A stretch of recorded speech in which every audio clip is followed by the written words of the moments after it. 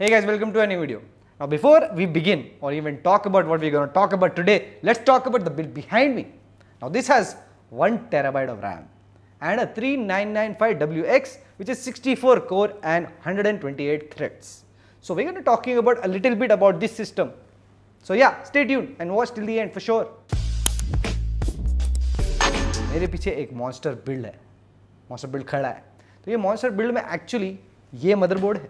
ये मदरबोर्ड देखने को मिल जाता है आपको Pro WS WRX80 SE Sage. So ये बिल्ड के बारे में कुछ खास बात है. Now this build can actually support 2 terabytes of RAM. 2 terabyte of RAM मतलब 10,000 क्रोम टैब खोल लो. नंबर 2 इसमें इंपॉर्टेंट चीज ये, this is on the latest Threadripper platform WRX80E which supports up to 128 PCI Express lanes. मतलब इस पे जितने भी स्लॉट दिख रहे हैं आपको, all are 16x slots PCI Gen 4 can be populated with पूरे graphic cards. As long as you get a single slot card हो तो आपको नहीं मिलेगा, बट इजीली 4-वे SLI तो आंख बंद करके होने वाला है इसमें. Now this case is built in this huge Fantex 719 case which is also known as looks 2. तो हाँ, मतलब इसमें पूरे नॉक्टा फैन भरे पड़े हैं ऊपर से नीचे तक. दैट्स द स्लाइट हम दैट यू हियरिंग. तो बेसिकली ये बिल्ड इज लाइक इंसैनिटी.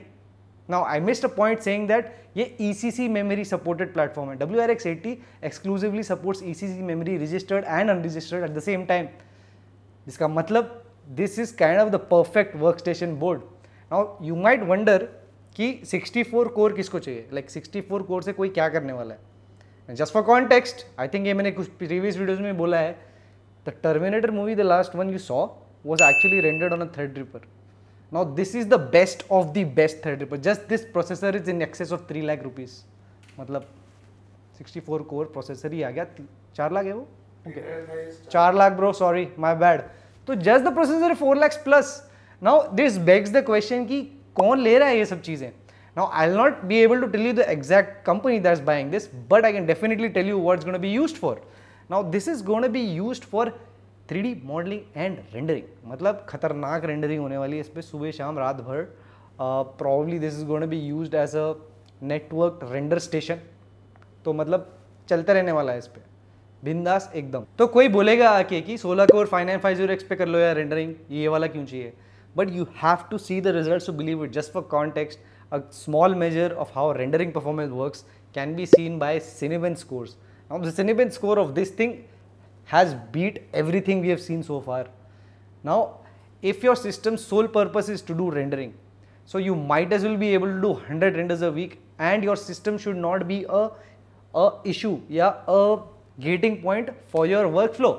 तो उस हिसाब से अगर आप सोचोगे, so you're probably going with the best hardware out there. Now they could have gone with Epic, dual Epic भी ले सकते थे, उसमें 4 TB RAM भी भर सकते थे, but probably that's not what they need currently, maybe next time. तो हाँ, all in all this build is a power house. एकदम पावर हाउस है, साइलेंट भी चलता है. Now you might also ask, looking at this video, why have we chosen an air cooler?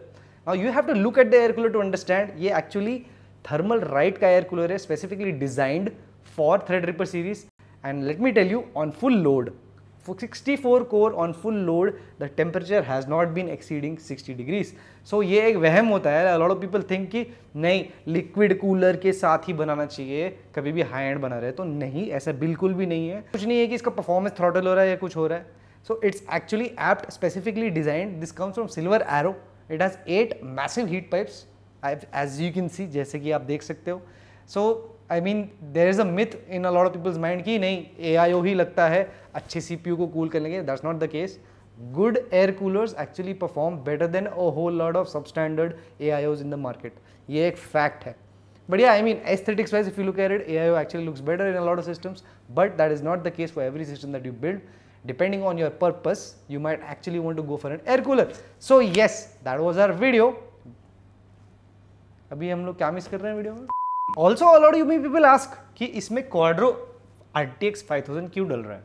Now Quadro series ही क्यों डलता है? बहुत लोग समझते हैं कि Quadro बेकार चीज़ होती है. नहीं कि नहीं, Quadros actually are tested and mean time between failure for Quadros is actually way higher than regular RTX cards.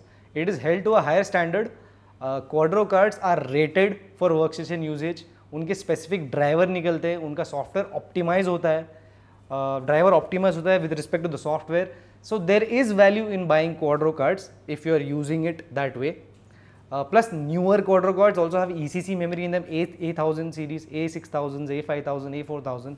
So yeah, your quadro card will probably never fail. 100 में से 100 quadro card fail नहीं होंगे, लेकिन 100 में से 3 RTX ज़रूर fail होंगे. I mean for the usage, like 24/7 kind of usage.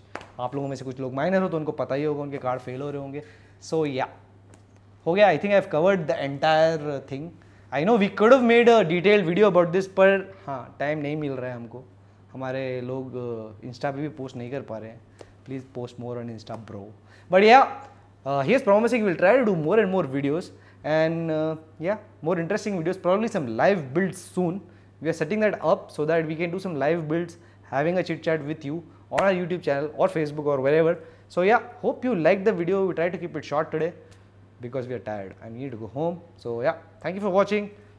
Like, share, subscribe and बाकी सब कर लेना please. Thank you so much.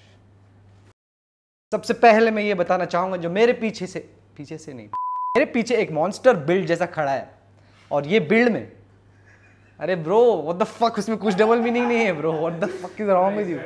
सबसे पहले मैं ये बताना चाहूँगा, जो मेरे पीछे से मॉन्स्टर बिल्ड जैसा खड़ा है,